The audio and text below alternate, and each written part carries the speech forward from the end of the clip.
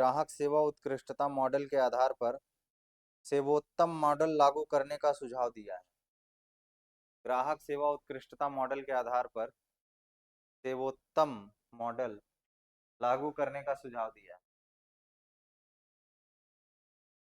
Sevottam model लागू करने का सुझाव दिया।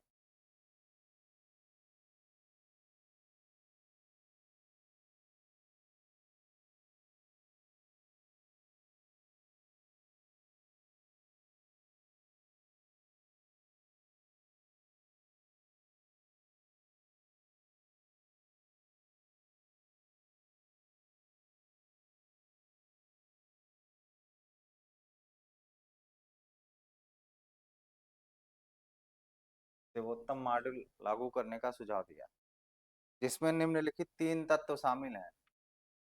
जिसमें निम्नलिखित तीन तत्व शामिल हैं।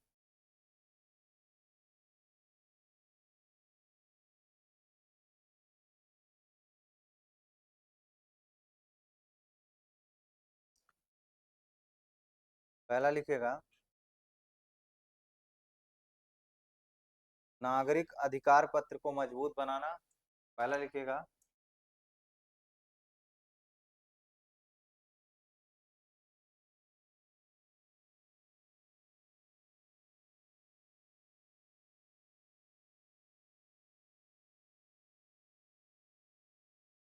नागरिक अधिकार पत्र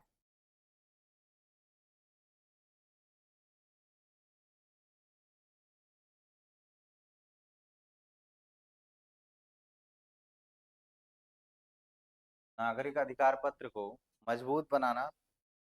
दूसरा लिखेगा जन शिकायत तंत्र को प्रभावी बनाना। जन शिकायत तंत्र को प्रभावी बनाना।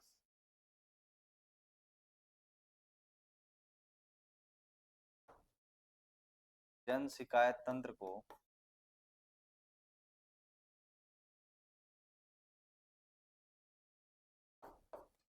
प्रभावी बनाना। जन शिकायत तंत्र को प्रभावी बनाना।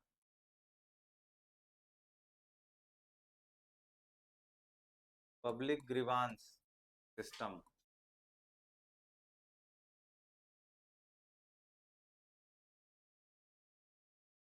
और तीसरा लिख लीजिएगा सेवा की क्षमता में सेवा की क्षमता में वृद्धि करना।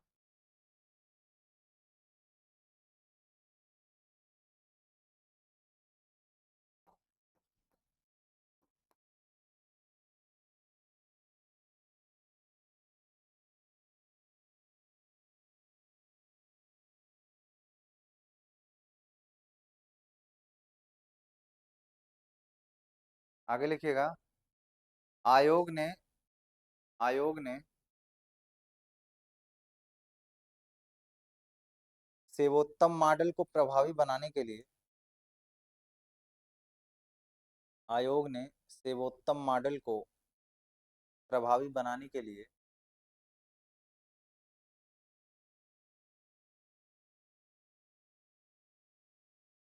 आयोग ने सेवोत्तम मॉडल को प्रभावी बनाने के लिए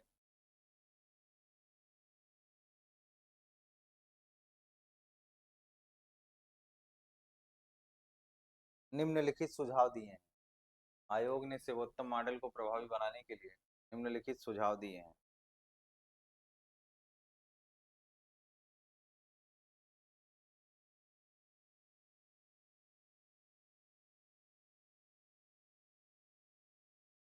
इसमें पहला लिखिएगा सेवाओं की परिभाषा एवं ग्राहकों का निर्धारण करना।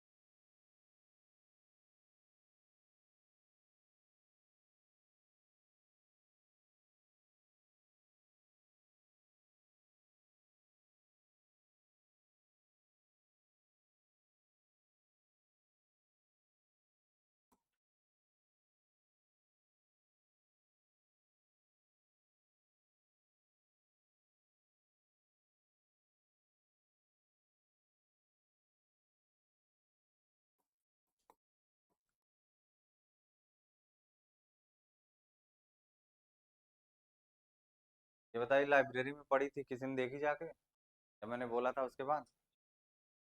मिल नहीं रही है? ऐसा कैसे हो सकता है? ऑफिस में होगी।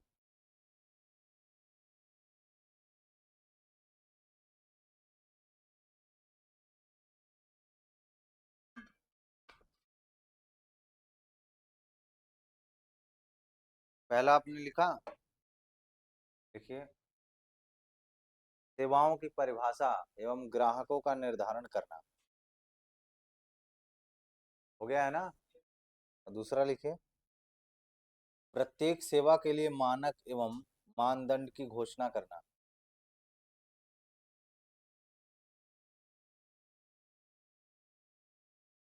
प्रत्येक सेवा के लिए मानक एवं मानदंड की घोषणा करना।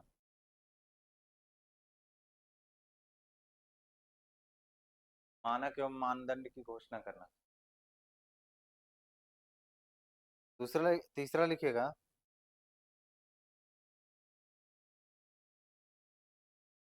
निर्धारित लक्ष्य की प्राप्ति के लिए, निर्धारित लक्ष्य की प्राप्ति के लिए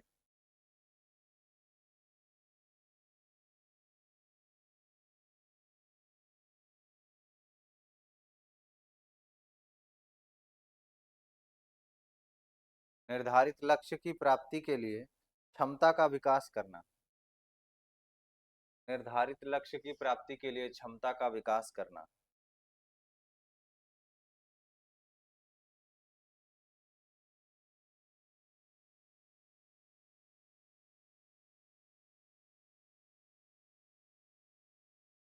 अगला लिखिएगा, मानक के अनुसार, मानक के अनुसार, एक एक करके अभी समझ लेंगे इसको।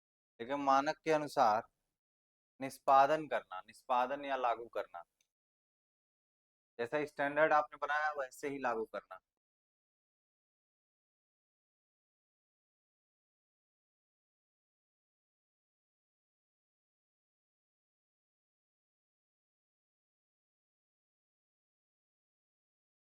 मानक के अनुसार निष्पादन करना या लागू करना। अगला लिखेगा,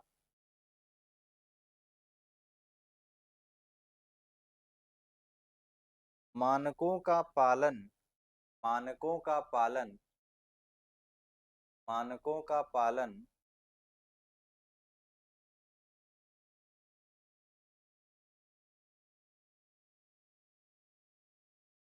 मानकों का पालन सुनिश्चित करने के लिए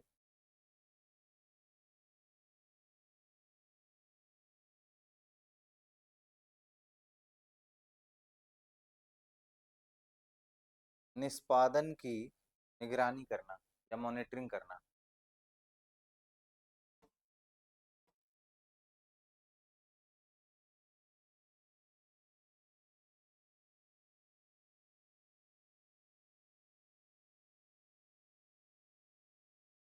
इसका मतलब होता है कि जैसे एक तो हमने तय कर लिया कि एक स्टैंडर्ड होगा, एक मानक तय करेंगे कि कैसे हम बेहतर काम कर पाए। जैसे होता नहीं है, जब हम कोई काम करते हैं तो एक प्लान बनाते हैं, इसी प्लान के अनुसार काम करना है। तो वो प्लान हम बेस्ट बनाते हैं कि हमारा बेस्टेस्ट प्लान होता है, अच्छे से सबसे अच्छा प्लान। तो जो सबसे बेहतर प्लान होगा जनता के लिए, वो इसी को हम स्टैंडर्ड बोल देंगे कि ये एक स्टैंडर्ड है। जैसे मान लो कैसी कैसी सर्विस डिलीवरी होनी चाहिए। जैसे हॉस्पिटल्स बनाएंगे तो हॉस्पिटल कैसे होंगे, एकदम अच्छे हॉस्पिटल जो जनता के लिए एकदम बेहतर हो। या स्कूल खोलेंगे तो ऐसा स्कूल खोलेंगे जो बेहतर हो। कोई भी अवसंरचनात्मक विकास करेंगे, कोई डेवलपमेंट करेंगे तो इतना अच्छा करेंगे, नागरिकों के लिए एकदम पर्याप्त अनुकूलता हो, एकदम बेहतर हो नागरिकों को। ये हुआ हमारा प्लान कि ऐसा हम काम करेंगे। अब वो प्लान एग्जीक्यूट भी तो करना पड़ेगा।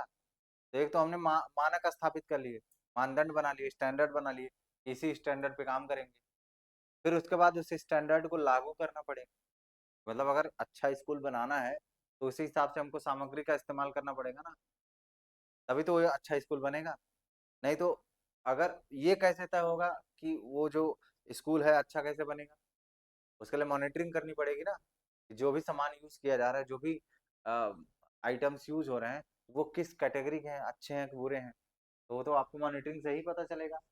तो जो आप इन्फोर्समेंट कर रहे हैं, जो भी आप लागू कर रहे हैं, उसकी मॉनिटरिंग करनी पड़ेगी। जैसे एग्जाम्पल के रूप में, जब घर बनता है, तो घर बनता है तो कोई ना कोई देखने के लिए रहता है ना, कि कैसा बना रहे हैं घर, या कौन कौन सा सामान यूज कर रहे हैं। जैसे मान लो कोई पुल बना, सर्विस डिलीवरी की बात करते हैं, एक पुल बना दिया सरकार ने, अब वो पुल थोड़े टाइम बाद गिर गया, अब बताओ, जिस मानक के अनुसार उस पुल को बनना था बना नहीं बना।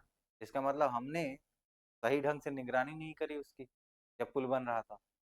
तो हमने इन्फोर्समेंट करते हुए, एग्जीक्यूट करते हुए उसकी निगरानी नहीं की, मॉनिटरिंग वाला मामला फेल कर गया, और उसका रिजल्ट ये हुआ कि पुल गिर गया थोड़े दिनों बाद।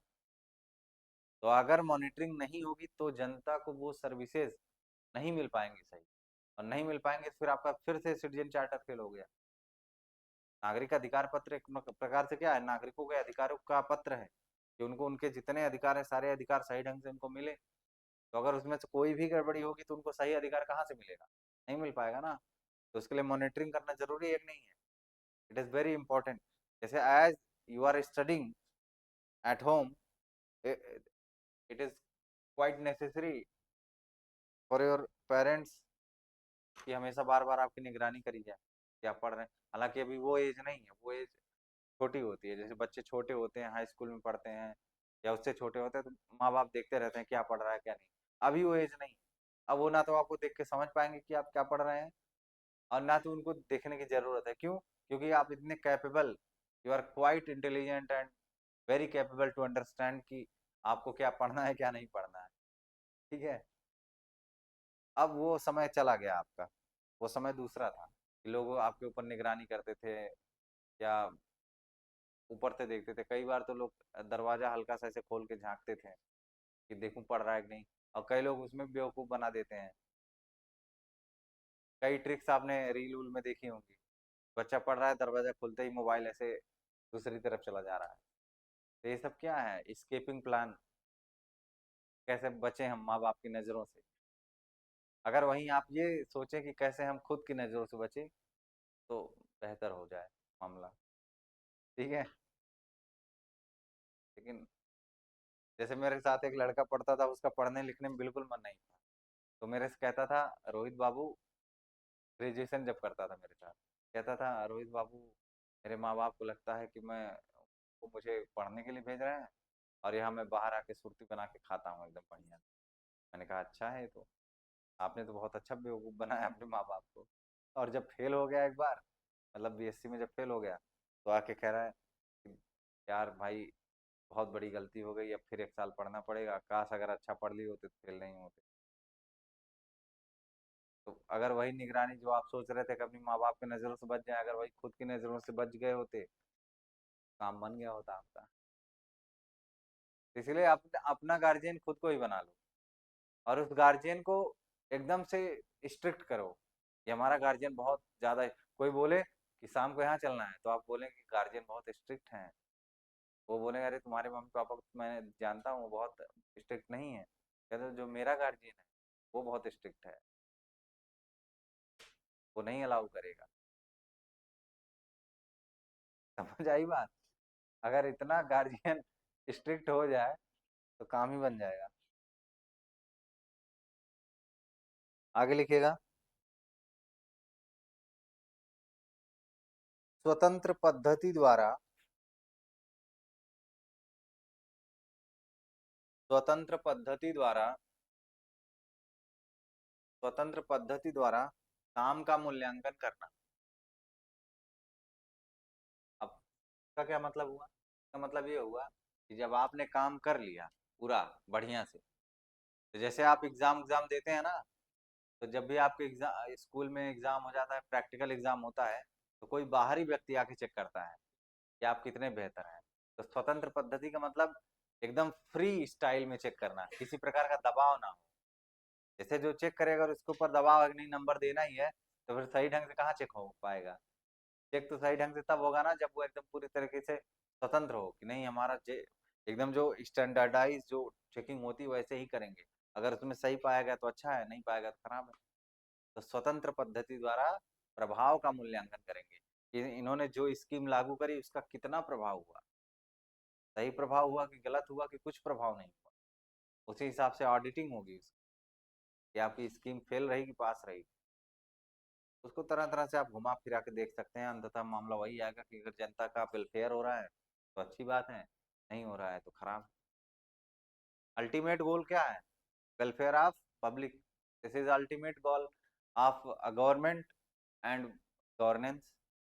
What is governance?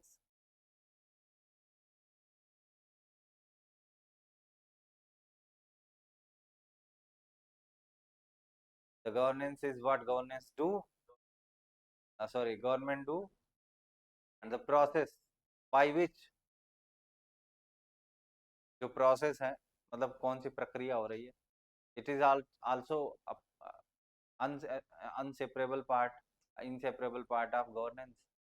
ठीक है, गवर्नमेंट जो कर रही है और क्यों कर रही है, अगर आपसे कोई पूछे why government doing governance, for the welfare of public, for the protection of public, and if government is protecting public in quite good manner, then we will call that kind of government is doing a good governance. And if we can assume or if we can see that the type of governance is not doing good by government, then we will call bad governance. This is the basic difference.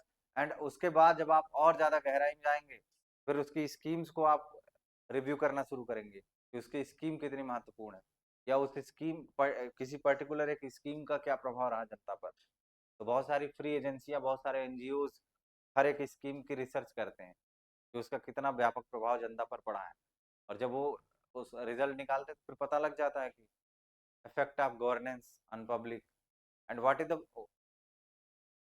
Kind of scale you can assume, जैसे कि जनता का किस scale पर participation है governance पे, वो भी एक बहुत इंपॉर्टेंट पार्ट है। जैसे सर्वे करने में पता लगता है ना, जैसे इसमें से गांव में जाओगे पूछोगे भारत का प्रधानमंत्री कौन है, बिहार में चले जाओगे तो वहां बोलेंगे नीतीश कुमार। ये स्थिति है। You can see the education and participation of public in governance and in Uttar Pradesh, यहाँ का छोटा छोटा बच्चा बता देगा प्रधानमंत्री कौन है। I am not comparing Uttar Pradesh and Bihar, but it is reality कि वहाँ थोड़ा एजुकेशन खराब है, इसीलिए लोग बीपीएससी का पेपर देना चाहते हैं, क्योंकि एजुकेशन थोड़ा नीचे है तो क्वेश्चन भी थोड़ा ऐसे ही आता है। हालांकि अब धीरे धीरे करके हर आयोग अपने सवालों को कठिन बना रहा है, बिकॉज इतना ज़्यादा जॉबलेसनेस है। देखो एक बात और समझ लो, भारत की जो स्थिति है ना, वहां पे आप ये नहीं बोल सकते कि ये particular this individual is not capable to get a job. Each and every individual is capable to get a job, at least a job by which he can survive, लेकिन नहीं मिल रही है। तो इसका मतलब कहीं ना कहीं कुछ तो खामी है। अच्छा बताओ, इसमें बैठा हुआ कोई व्यक्ति, मतलब जो भी लोग बैठे हैं, क्या इसमें से कोई ऐसा व्यक्ति होगा जो कोई जॉब नहीं पा सकता हो? हर व्यक्ति पा सकता है, इतनी कैपेसिटी तो आ ही गई है। क्या आप बेसिक, आप किसी स्कूल में क्या क्लर्क नहीं बन सकते हो? वहां जो झाड़ू लगाते हैं इतना तो हो सकता है ना। एक बेसिक समझ लो, बात समझो पहले, लगा सकते हो कि नहीं? वो भी नहीं मिल रहा है, वो जॉब भी नहीं मिल रही है। ये कहने का प्रयास कर रहा हूँ कि ऐसी जॉब जिसमें मिनिमम एजुकेशनल क्वालिफिकेशन चाहिए, वो भी नहीं मिल रही है। तो क्या लेवल का कंपटीशन है और क्या लेवल का वैकेंसी आ रही है, वही आप समझिए। एक छोटी सी जॉब, जैसे आरआरबी की जॉब होने वाला है ना पेपर, सोचो कि ये कौन सी बहुत टेक्निकल बहुत बड़ी जॉब है, लेकिन इसको भी पाने के लिए लड़ाई होगी। इसलिए यूपीपी के लिए लड़ाई हुई, तो इसका मतलब ये है कि कंपटीशन का लेवल क्या हो रहा है, दिन प्रतिदिन बढ़ता चला जा रहा है। एंड अगर आप उसको उसके साथ आपने समायोजन नहीं किया, कोऑर्डिनेशन नहीं किया, तो आप कंटिन्यूअसली पिछड़ते जाएंगे। जैसे एग्जाम्पल के रूप में, एक व्यक्ति आपके साथ है, बाइक से जा रहा है, आप भी बाइक से जा रहे हैं, उसकी स्पीड है 45 kilometre per hour and your speed is 40 kilometre per hour. एक घंटे में वो कितना जाएगा? आप एक घंटे में कितना जाएंगे? 2 घंटे में वो कहाँ जाएगा? 90। आप कहाँ जाएंगे? फिर 3 घंटे में कहाँ पहुंच गया वो? और आप कहाँ रह गए? तो हर घंटे आप 5-5 किलोमीटर पिछड़ते जा रहे हैं। तो ऐसे डेली का देख लो कि आप अगर एक दिन में मान लो, अगर हम आवर्स को ही गिन लें, तो अगर मान लो आप एक दिन में 10 घंटे पढ़ रहे हो, कोई व्यक्ति 12 पढ़ रहा है, तो 2 दिन में उसने कितने घंटे पढ़े? आपने कितने पढ़े? यहाँ भी मत बोलना कि अरे सर वो 12 घंटे में जितना पढ़ेगा हम 10 में पढ़ लेंगे। यहाँ सिर्फ एक क्वांटिटी बता रहा हूँ, एक पॉइंट ऑफ टाइम। हो सकता है आप पढ़ लें, हो सकता है आप 8 घंटे में उतना पढ़ लें, लेकिन बस एक जैसे कैसे परिमाण कैसे मापेंगे हम, वो देखिए आप। एक हफ्ते में वो आपसे कितना आगे चला जाएगा? वो एक हफ्ते में 14 घंटे आगे निकल जाएगा आपसे, 14 आवर्स। और आप रोज पढ़ते कितना है? 10 घंटे। मतलब पूरा एक दिन, और एक दिन का लगभग थोड़ा सा आधा, इतना आगे निकल गया वो। ये एक वीक में आगे निकला। अब एक मंथ में जाओगे तो फिर उसका 56 आवर्स हो गया, और उसी में 12 से मल्टीप्लाई कर दो, फिर पूरे साल भर का हो गया। तो इसीलिए रोज उतनी ही मेहनत करनी पड़ेगी। कंक्लूजन है ये, स्टेटमेंट का जो कंक्लूजन है यही है कि रोज उतनी ही मेहनत करनी पड़ेगी। और मेहनत बढ़ सकती है, कम नहीं हो सकती है। जिस तरीके से सैलरी बढ़ सकती है, कम नहीं हो सकती है, उस तरीके से मेहनत भी बढ़ सकती है, कम नहीं हो सकती है। यहाँ कोई स्कोप नहीं है मेहनत कम करने का। तो जो लोग बता रहे हैं अरे हो जाएगा, नहीं हो जाएगा, वो एकदम क्लियर कट अपने दिमाग में बैठाइए कि अगर आप उतनी मेहनत कर रहे हैं तो हो जाएगा, नहीं नहीं कर रहे हैं तो नहीं हो। कोई बाहरी फोर्स नहीं आएगा आपको फेल पास करवाने। यू आर ओनली पर्सन जो रिस्पॉन्सिबल है किसी भी कंसिक्वेंस को। लेकिन मैं सिर्फ नंबर दूंगा ट्राई को। I am not giving number कि आपने कितना हासिल किया। मैं सिर्फ अभी नंबर दे रहा हूँ ट्राई को, कि आप कितना ट्राई कर रहे हैं। ठीक है, आप कितनी मेहनत कर रहे हैं। I am just ranking your hard work at this level. मैं आपको कभी रैंक ही नहीं करूंगा आपके रिजल्ट को लेके। पहले काम तो कर लो, रैंकिंग का बाद में देख लेंगे, पहले काम कर लो। ठीक है, इसीलिए तो कहा गया है कर्मण्येवाधिकारस्ते माँ फलेषु कदाचन। कर्म कर, फल की इच्छा मत कर, क्योंकि कर्म करेगा तो फल तो अपने आप ही मिलेगा। अब जैसे साइकिल चलाओगे तो साइकिल आगे बढ़ेगी ना बढ़ेगी? ऐसा तो नहीं कि पीछे भागेगी। तो हम अगर साइकिल चलाते हुए ये सोचें कि ये एक पैर आगे बढ़ाया मैंने, अब पता नहीं साइकिल आगे जाएगी कि नहीं जाएगी, तो फिर अब इसका क्या कर सकते हो? तो अपने ऊपर डाउट भी मत करो, ये भी है। ठीक है, चलिए आगे लिखिए। स्वतंत्र पद्धति द्वारा प्रभाव का मूल्यांकन करना, ये हो गया। लास्ट लाइन लिख लीजिए। मूल्यांकन एवं मॉनिटरिंग के परिणामों के आधार पर, मूल्यांकन एवं मॉनिटरिंग के परिणामों के आधार पर सुधार करना। मूल्यांकन एवं मॉनिटरिंग के परिणामों के आधार पर सुधार करना।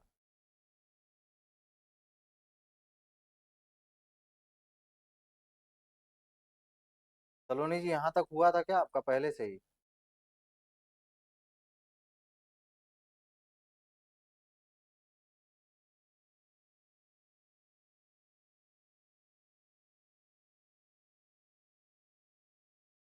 हाँ ठीक है, चलिए आगे आप लोग भी लिख लीजिए।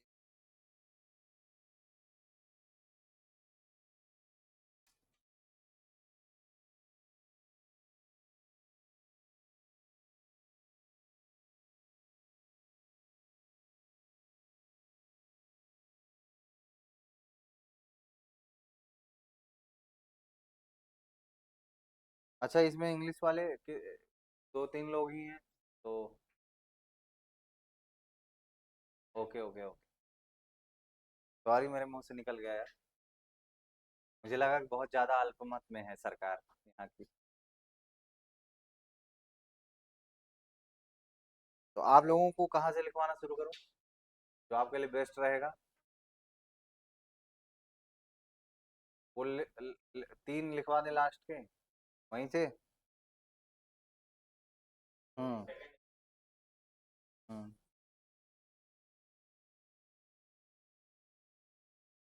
ठीक है, वहीं से लिख लीजिए।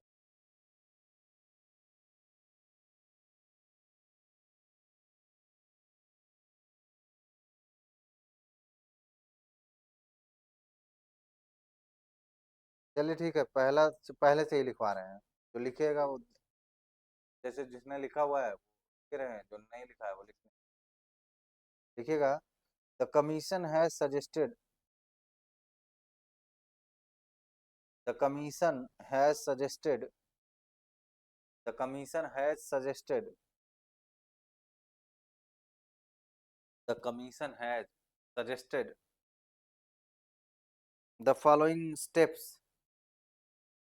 The commission has suggested the following steps.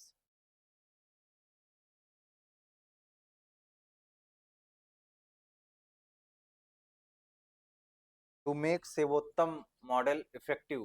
To make Sevottam model effective. To make Sevottam model effective. The commission has suggested the following steps to make Sevottam model effective. पहला है define services and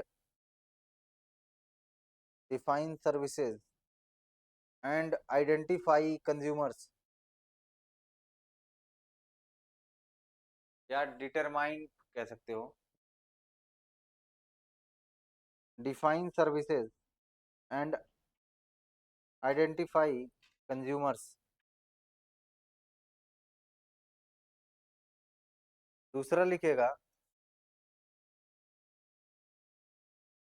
declare standards, declare standards and norms for each services. Declare standards and norms for each services.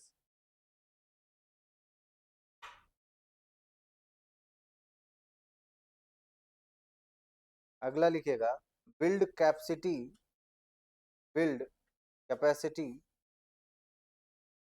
build capacity, build capacity to get,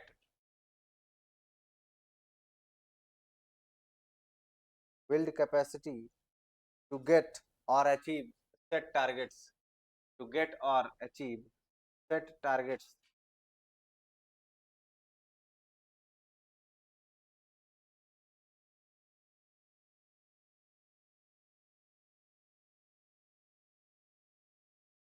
अगला लिखेगा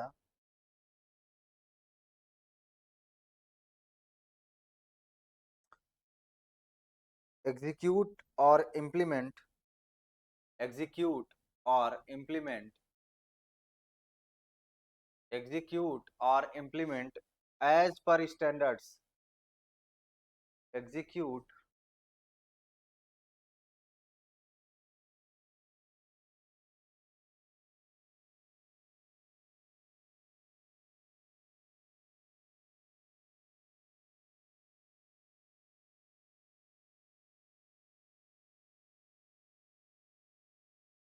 execute or implement as per standards. अगला लिखेगा monitor, monitor performance, monitor performance, monitor performance,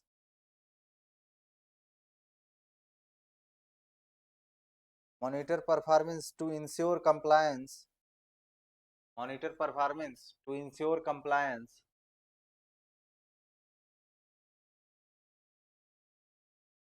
to ensure compliance with standards, to ensure compliance with standards.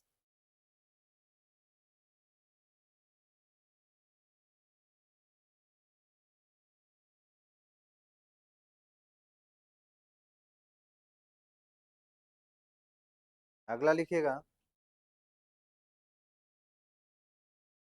evaluate impact, evaluate impact, evaluate impact,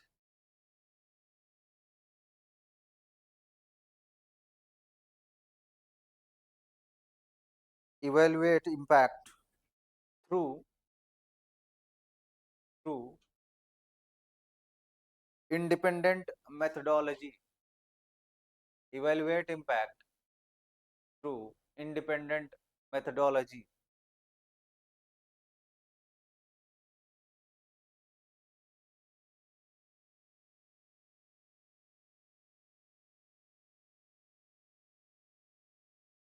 independent methodology. Seventh लिखिएगा, carry out, seventh लिखिएगा, carry out continuous improvement, carry out continuous improvement, carry out continuous improvement, continuous improvement based on the results, based on the results, based on the results of evaluation and monitoring, based on the results of evaluation and monitoring, evaluation and monitoring।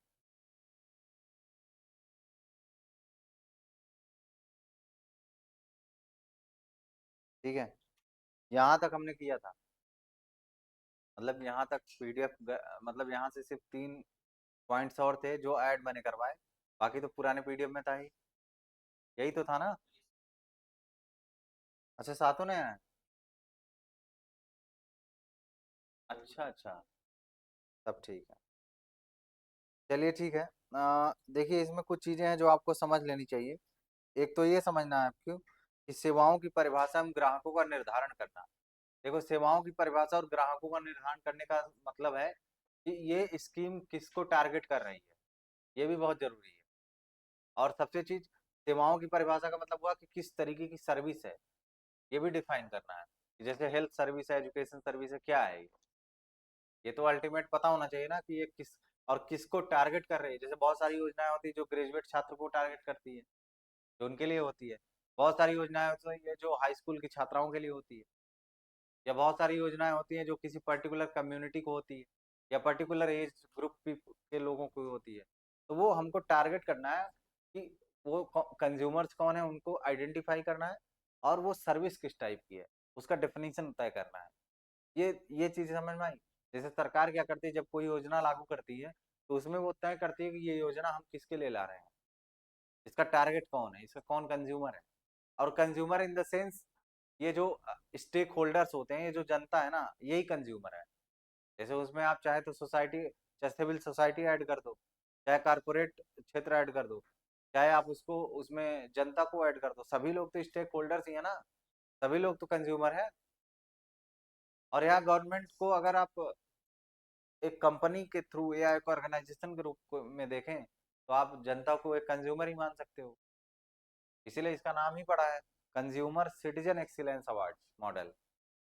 किस तरीके से हम जनता के हित को और ज्यादा बढ़ा सकते हैं, how can we ensure more welfare of people, more welfare of public, this is the ultimate goal of citizen charter. ठीक है, and we ensure transparency, accountability in the process by which we are doing schemes, by which we are making schemes and implementing in society। जो भी हम कर रहे हैं काम, उसमें हमको ये इंश्योर करना होता है इन ट्रांसपेरेंसी हो काम में। जैसे जो भी आप स्कीम बना रहे हो उसमें एक ट्रांसपेरेंसी होनी चाहिए, दिखना चाहिए कि क्या बन रहा है, कैसे बन रहा है, हमारे लिए फायदेमंद है कि नुकसानदायक है। और जवाबदेहिता सुनिश्चित करनी पड़ती है कि अगर इसका कोई परिणाम हुआ, कोई रिजल्ट आया, तो government is responsible, government is accountable for that consequence, for that result. ठीक है, ये है। दूसरा है इसमें प्रत्येक सेवा के लिए स्टैंडर्ड बनाना। तो स्टैंडर्ड बनाने का मतलब होता है कि एक प्लान तैयार करना कि कैसे हम बेस्ट सर्विस दे सकते हैं। जैसे मैंने अभी एग्जांपल के रूप में बताया ना कि कैसे हम बेस्ट काम कर सकते हैं। बेस्ट काम, जैसे मान लो हमको सड़क ही बनानी है, तो बेस्ट सड़क कैसे बनाएंगे जिसमें कम से कम दुर्घटनाएं हों, या पुल ऐसा तैयार करेंगे जिसमें कम से कम दुर्घटनाएं हों और जो जनता को अधिक से अधिक हेल्प कर सके। अब पता चला पुल पे ज्यादा भार पड़ गया तो पुल टूट जाए, ये ठीक नहीं है। पता चला सड़क धंस जाए बारिश में, तो ये सब दिखाती है ना कि किस तरीके से क्वालिटी के साथ खिलवाड़ हो रहा है। ये यही तय करना होता है। एजुकेशन हम दे रहे हैं, तो एजुकेशन में अब स्कूल बना रहे हैं, हॉस्पिटल बना रहे हैं, उनकी क्या स्थिति होनी चाहिए, वो जनता को कितना अधिक से। और ये सिर्फ अवसंरचनात्मक मामला नहीं है, यहाँ मामला सिस्टम का भी है। ये तो मैंने आपको बताया ना कि ईंट पत्थर उसमें जो भी लग रहा है उसकी क्वालिटी अच्छी होनी चाहिए। उसके साथ साथ सिस्टम भी सही होना चाहिए। जैसे हॉस्पिटल में सिर्फ मशीनें तो काम करेंगी नहीं, डॉक्टर्स काम करेंगे, नर्सेज होंगी, बहुत सारे और स्टाफ होंगे, उनका कैसे काम होना चाहिए, वो जनता को कैसे डील करेंगे, ये भी तय करना पड़ेगा ना। अब पता चल झोला छाप डॉक्टर आ गए आपके डिस्ट्रिक्ट हॉस्पिटल में, तब तो कई लोगों का जान चला जाएगा। उसको भी तो हमको तय करना है कि हमको वेल क्वालिफाइड डॉक्टर्स चाहिए। तो ये सर्विस डिलीवरी तभी बेस्ट हो पाएगी जब हम हेल्थ में हर एक चीज को ध्यान देंगे। ये नहीं कि हमने हॉस्पिटल एकदम 5 स्टार वाला तैयार कर दिया और भी जो इसमें स्टाफ है सब अंडर ट्रेंड है, इनकी कैपेसिटी खराब है। तो ये तय करना काम सरकार का होता है, और सरकार सरकार का काम ये भी होता है कि अधिक से अधिक यही तय किया जाए कि कितना बढ़िया काम हम कर सकते हैं, कितनी गुणवत्ता हम अपनी सर्विस की बढ़ा सकते हैं। ठीक है। तीसरा है कि जो भी लक्ष्य प्राप्त करनी है उसके लिए हमको अपनी क्षमता का विकास करना होगा, कैपेसिटी बिल्डिंग। जैसे सरकार की कैपेसिटी को बढ़ाना पड़ेगा, क्योंकि जनसंख्या कंटिन्यूअस बढ़ रही है, जनसंख्या कंटिन्यूअस बढ़ रही है, तो सरकार की क्षमता भी बढ़नी पड़ेगी। अब जीवन भर आप एक ही जैसा काम तो कर नहीं सकते हो। बचपन में आप 2 kg वजन उठाते थे, फिर और बड़े हुए तो और वजन उठा, ऐसे ऐसे करके आपके वजन क्या हो रहा है, वजन में वृद्धि हो रही है ना, इसका मतलब आपकी क्षमता क्या है। तो ऐसे सरकार की भी क्षमता बढ़नी चाहिए। कई बार होता है सरकार पहले साल से 5वें साल तक एक जैसा ही काम करती है, उसकी कैपेसिटी वैसी की वैसी रह जाती है, तो फिर अगली बार उसके आने के चांसेस भी कम हो जाते हैं। तो ये भी ध्यान होता है कि कैपेसिटी बिल्डिंग मतलब कम समय में अधिक से अधिक कैसे टारगेट हासिल करेंगे, यही होती है कैपेसिटी बिल्डिंग। ये आप एक दिन में पता चला 100 किताबें तैयार कर रहे थे आपके आपकी कंपनी, अब धीरे धीरे करके एक ही दिन में 150 200 किताबें तैयार करनी है। और कैपेसिटी बिल्डिंग में इतना भी अंधा नहीं हो जाना है कि क्वालिटी खराब हो जाए। मतलब सरकार कह रही है हम अधिक से अधिक लोगों को शिक्षित बनाएंगे, हम अधिक से अधिक गांव में क्या बनाएंगे, शौचालय बनाएंगे। चलो ठीक है, कागजों पर शौचालय बन गया और या शौचालय गांव में बन भी गया, पता चला 100 में से 80 शौचालय टूटे पड़े हैं गांव में। तो आप अपनी क्षमता का विकास तो कर रहे हैं, लेकिन वो सही तरीके से नहीं कर रहे हैं ना। या एक ही डॉक्टर पे इतना भार पड़ जा रहा है, बेचारा 100 से ज्यादा केस देख रहा है एक ही दिन में, तो उससे उसकी क्षमता का विकास थोड़ी ना हो रहा है। उससे तो उसके ऊपर प्रेशर पड़ रहा है, उसके काम करने पर असर पड़ेगा। वहीं प्राइवेट हॉस्पिटल में डॉक्टर आराम से केस देखता है, एकदम आराम आराम से पैसा ले लेके। ठीक है। और सरकार में क्या है, निश्चित वेतन है, अब उसी में 150 200 केस देखना होगा तो कैसे कोई डॉक्टर देखे। आप खुद ही बताइए। हम तो बोल ही देते हैं करप्ट है वो। भाई इतना मेहनत करके गया है, उसको अब मजदूरों की तरह, डॉक्टर तो डॉक्टर है ना, उसको मजदूरों की तरह खटाया तो नहीं जा सकता ना। भाई सबकी अपनी काम करने की लिमिट है। ह्यूमन राइट क्या उनके ऊपर नहीं लागू होता क्या, या पुलिस वालों के साथ ह्यूमन राइट नहीं होता है। वो अलग बात है, कुछ फंडामेंटल राइट्स हटा दिए जाते हैं उनके, लेकिन ह्यूमन राइट तो रहता ही ना। तो उनको भी कितना काम करना पड़ता है, कई बार 24 24 घंटे ड्यूटी करते हैं पुलिस वाले, और हम उनको बोलते हैं कि वो करप्ट हो गए हैं। भाई उनके ऊपर इतना काम पड़ रहा है कि वो करप्ट नहीं हो जाएंगे तो क्या होगा। पैसा कम है, काम बहुत ज्यादा है, जाहिर सी बात है करप्शन होगा ही। अगर आपकी सैलरी कम है और आप काम आपसे ज्यादा लिया जा रहा है, तो करप्शन होना तो तय है ना। करप्शन तब नहीं होगा जब उसको आर्थिक रूप से आप संतुष्ट कर देंगे। हालांकि मनुष्य को आर्थिक रूप से संतुष्ट करना नामुमकिन है, लेकिन फिर भी जो मिनिमम रिक्वायरमेंट है वो तो पूरा हो, और वो पूरा करेंगे तो फिर करप्शन कम होगा। लेकिन हम क्या कर रहे हैं, काम बढ़ा दे रहे हैं और पैसा नहीं बढ़ा रहे हैं। This is the basic mistakes. ये जो एकदम से बेसिक बेसिक गलतियां हो रही है ना, इस वजह से दिक्कतें आ रही हैं। ठीक है। तो ये मामला रहा आपका। उसके बाद हम ये तय कर रहे हैं कि जो हमने स्टैंडर्ड सेट किया है उसी हिसाब से हम अपने काम को क्या करेंगे, एग्जीक्यूट करेंगे, लागू करेंगे। कई बार उसमें गड़बड़ी हो जाती है, कई बार हम जो प्लान बनाते हैं वो प्लान फेल हो जाता है। जैसे हम बनाते हैं कि एक दिन में 8 घंटा हमको पढ़ना है, एक दिन हो सकता है वो प्लान चल जाए, या मे भी 2 दिन चल जाता है, तीसरे दिन से ये होता है कि आज नहीं कल कर लेंगे। और मैं बार बार बोलता हूँ कि कल किसी ने देखा नहीं है, कल होता ही नहीं है actually. There is no scope of tomorrow. Sorry, बस अब खत्म होने वाला है। ठीक है। तो देर इज नो टुमारो, कल करे सो आज कर, आज करे सो अब, पर में परलय होएगी, बहुर करेगो कब। और एक और है, आज करे सो काल कर, काल करे सो परसों, इतनी जल्दी क्यों करे जब जीना है बरसों। ये जिसने कहा होगा उसका कॉन्फिडेंस बहुत हाई होगा, क्योंकि ये तो किसी को नहीं पता है कि आप जीना है आपको बरसों की तरसों तक। जैसे आज होता है, फिर कल होता है, फिर परसों, फिर नरसों, फिर आता है तरसों, फिर उसके बाद आता है बरसों। ठीक है।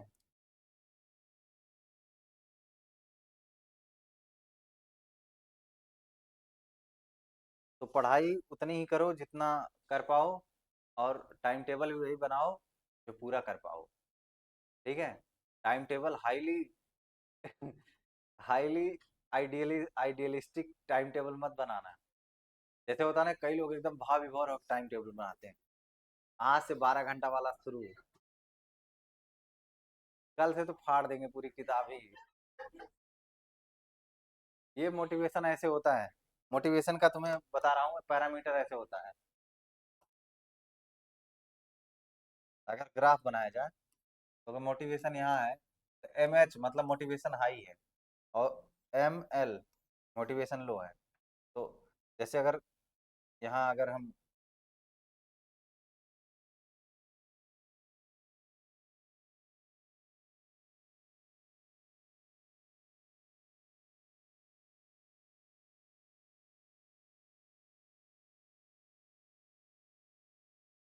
जब कोई फिल्म देख के हम भाव विभोर हो जाते हैं तो हमको लगता है कर हर मैदान फतेह। तो टाइम टेबल के लिए एक, जाते जाते एक आपको शायरी सुनाते हुए जाता हूँ कि जो निभा न सका वो वादा कर लिया, जो निभा न सका वो वादा कर लिया, इसीलिए बिछड़ने का इरादा कर लिया। ठीक है। और ये सच था कि तुम्हें होने से मैं मुकम्मल था। मुकम्मल मतलब पूरा, परफेक्ट। ये सच है कि तुम्हारे होने से मैं मुकम्मल था, जाओ फिर से खुद को आधा कर लिया।